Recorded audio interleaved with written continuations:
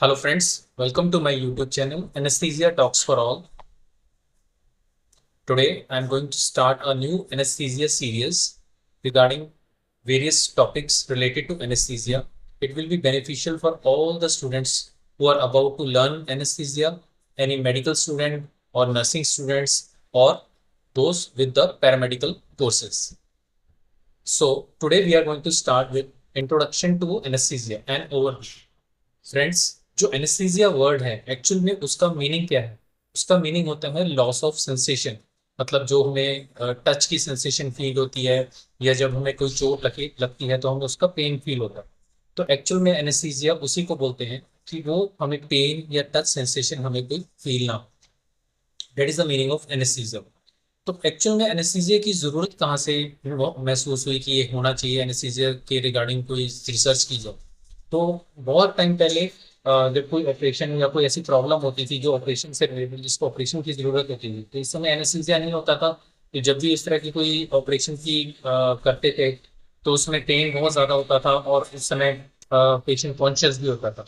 तो वहीं से ही इवॉल्व हुआ कि एक कोई ऐसा चीज़ होना चाहिए, कोई ऐसी प्रैक्टिस होनी चाहिए जिसमें पेन रिलीफ हो, यानी पेन ना हो पेशेंट को, और उसमें कॉन्शियस लेवल जो है वो इतना उसको पता ना लगे पेशेंट को। तो इसी चीज को मेंटेन करने के लिए, इसी चीज को इवॉल्व करने के लिए, रिसर्च करने के लिए इनिशियली क्या हुआ कि कुछ लोगों ने, जो कुछ साइंटिस्ट थे, उन्होंने कुछ प्लांट डेरिवेटिव्स, क्योंकि उस समय प्लांट प्रोडक्ट्स बहुत यूज होते थे, मेडिसिन भी बनती थी, लोकल मेडिसिन बनती थी।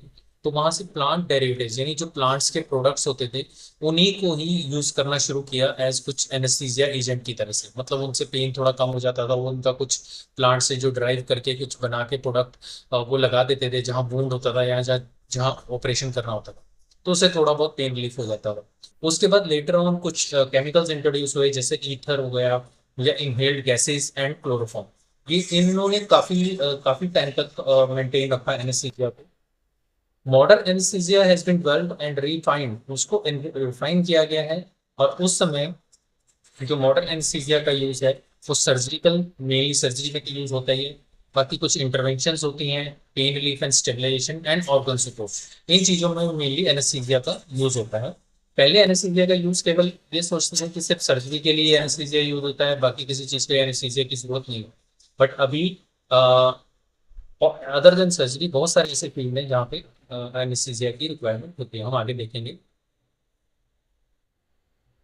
या पिक्चर में भी देख पा रहे होंगे डिफरेंट फ्लास्क हैं, ये पुराने जमाने की ये कुछ एनेस्थीसिया एजेंट्स हैं जो अलग अलग तरीके से बनाए गए थे। कुछ इसमें लीव्स भी हैं, कुछ एक्सट्रैक्ट्स हैं, कुछ मेडिसिन टाइप होते हैं, इस तरीके के वो यूज करते हैं। Coming on two forms of anaesthesia, mainly जो एनेस्थीसिया यूज होता है वो ऑपरेशन थिएटर में यूज होता है, जहाँ पे डिफरेंट सर्जरीज होती हैं और सर्जरी से पहले आपको एनेस्थीसिया दिया जाता है depending on the requirement. It can be local anaesthesia, it can be regional anaesthesia, it can be general anaesthesia. इसके बारे में हम अपकमिंग वीडियोस में बात करेंगे। अदर देन ऑपरेशन थिएटर, जो एनेस्थीसिया की रिक्वायरमेंट है वो कहाँ कहाँ हो सकती है? लेबर वार्ड में हो सकती है, जहाँ पे लोकल एनेस्थीसिया दिया जाता है, या कुछ डे केयर सर्जरीज होती है।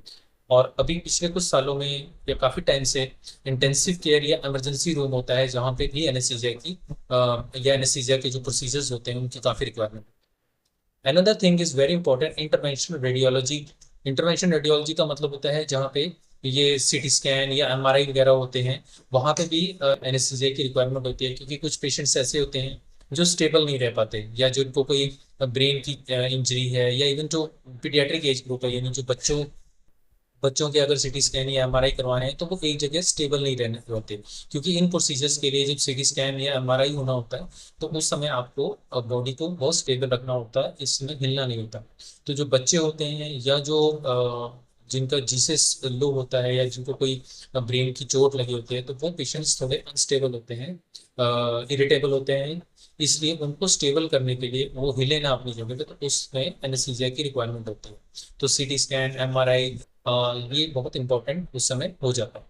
और बहुत सारे कुछ रीजनल प्रोसीजर्स होते हैं जो पेन क्लिनिक्स और आउट पेशेंट्स में भी यूज होते हैं। तो उम्मीद है दोस्तों आपको ये मेरा पहला वीडियो इंट्रोडक्शन टू एनेस्थीसिया ये आपको पसंद आया होगा। इसमें कोई क्वेरी हो या कोई आपको कोई डाउट हो तो आप प्लीज़ कमेंट सेक्शन में ज़रूर लिखें। And wait for my upcoming videos. हम एनेस्थीसिया के डिफरेंट डिफरेंट टॉपिक्स, अलग अलग टॉपिक्स, एनेस्थीसिया क्या होता है, किस तरीके से होता है, मैं आपको सिंपल भाषा में एक्सप्लेन करने की कोशिश करूंगा।